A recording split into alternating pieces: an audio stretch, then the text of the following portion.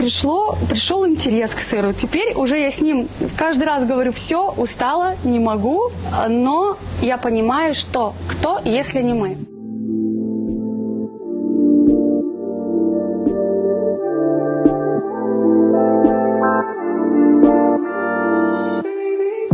Небольшая делегация из Казахстана, с двух городов, Семей и Актау, посетила город Тур французский на конкурсе выставки «Мундиаль ду фромаж».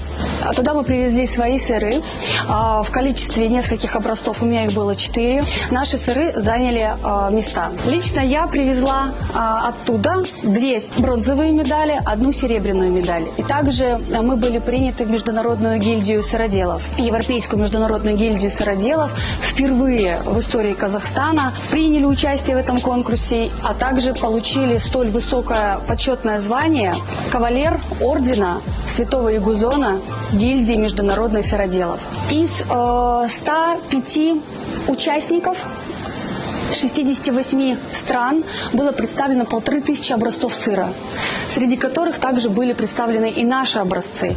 И хочу сказать, что мы не упали лицом в грязь, мы достойно представили свою страну на этом конкурсе.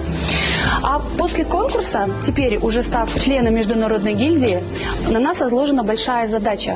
Мы получили орден, мы получили медали, мы получили дипломы.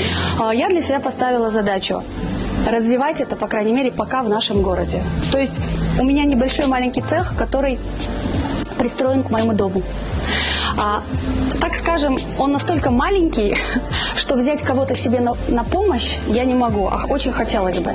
Поэтому у нас есть еще небольшой участок. Там, вот там, именно там мы вложим все свои средства, свой труд, свои знания, умения вложим в развитие именно сырного ремесла. И там мы поставим цех больше. Естественно, будут помощники, это рабочие места, это интерес к этому творчеству.